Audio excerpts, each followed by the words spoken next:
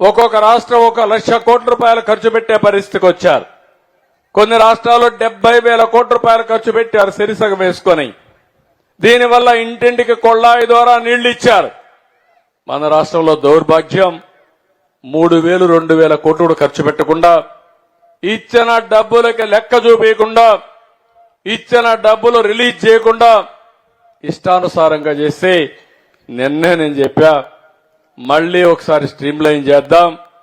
తప్పకుండా ఎక్కడెక్కడ జిల్లాలు ఉన్నాయో 26 జిల్లాలకి నీళ్లు ఇచ్చే బాధ్యత, ఇంటింటికి కొళ్ళాయి ద్వారా నీళ్లు సరఫరా చేసే బాధ్యత ఈ ప్రభుత్వం తీసుకుంటామని చెప్పి చాలా స్పష్టంగా హామీ ఇచ్చాం.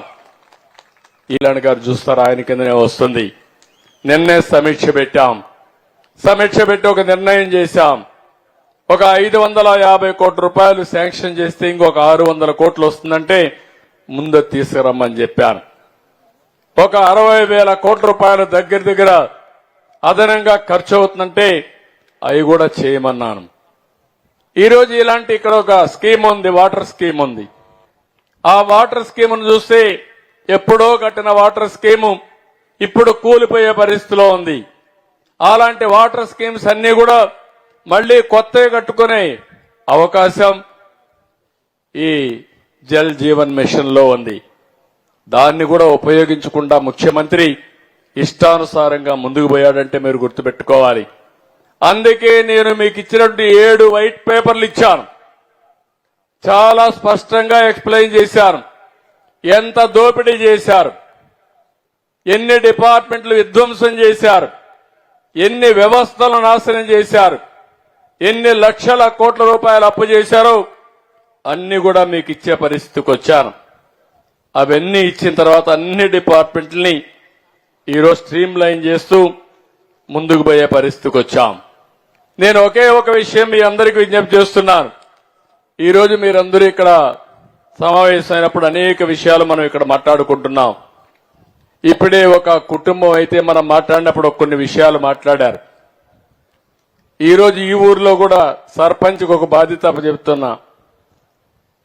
ఈ ఊర్లో కూడా అమ్మా, మీ ఊర్లో నువ్వు సర్పంచ్ బాగా చదువుకున్నావు, ఒక ఎస్సీ కుటుంబం అయినా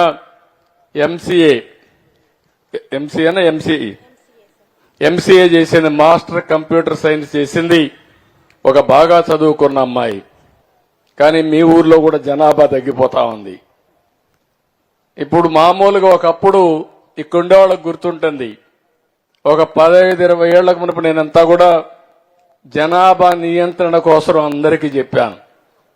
ఆ రోజు ఊరూరుకు వచ్చే మీటింగులు పెట్టి జనాభా పెరుగుతా ఉంది, పెరిగిన జనాభాకు అనుగుణంగా భూమి పెరగలేదు, చాలా ఇబ్బందులు వస్తాయి, మనం అందరం ఆలోచించి జనాభా నియంత్రణకు పోవాలని చెప్పాం. ఇప్పుడు జనాభా నియంత్రణ చేశాం, కానీ జనాభా తగ్గిపోయే పరిస్థితి వస్తా ఉంది. జనాభా ఎప్పుడు కూడా స్టేబుల్ గా ఉండాలంటే ప్రతి ఒక్క ఆడబిడ్డ సంతానోత్పత్తి 2.1 ఉండాలి. జీవిత కాలంలో కనీసం 2 కంటే ఎక్కువ సంతానాన్ని కల్పించే పరిస్థితిలో ఉండాలి.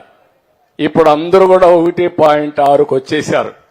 కొంతమంది 1.5 అంటే కొంతమంది పిల్లలు ఒకరే అంటున్నారు, కొంతమంది ఇంకా బాగా చదువుకుంటే తెలివి ఎక్కువైపోయింది. కాబట్టి double income, no kids, let us enjoy అంటే ఇద్దరికి ఆదాయం వస్తుంది, పిల్లలొద్దు, ఎంజాయ్ చేద్దామనే పరిస్థితికి వచ్చారు. మీరు కూడా మీ తల్లిదండ్రులు ఆ మార్గం అనుకుంటే మీరు అసలు పుట్టేవాళ్లే కాదు. ఆ విషయం గుర్తుపెట్టుకోవాలని వాళ్ళందరికీ విజ్ఞప్తి చేస్తున్నా. ఇప్పుడు మనందరి మీద ఒక బాధ్యత ఉంది. మళ్లీ అందరం కూడా ఎవరు కూడా పిల్లల్ని పుట్టించకపోతే మనమంతా చేసే పనులు పుట్టలకో చెట్లకో పని చేయాల్సి వస్తుంది. ఆ విషయం అందరూ గుర్తుపెట్టుకోవాలి. మీ ఊరిలో కూడా జనాభా మేనేజ్మెంట్, నేను ఇప్పుడు కొత్త స్లోగన్ నేను తీసుకున్నది పాపులేషన్ మేనేజ్మెంట్ అన్నాను. మొన్నే మీరు చూశారు, రష్యా అధ్యక్షుడు పుతిన్ గారు మాట్లాడుతూ తెగ బాధపడిపోతున్నాడు. మా దేశం అంతా జనాభా తగ్గిపోయింది, ఈ జనాభా తగ్గిపోతే రేపు ఈ ముసలివాళ్లు చూసుకోవడానికి కూడా మనుషులు దొరకరు,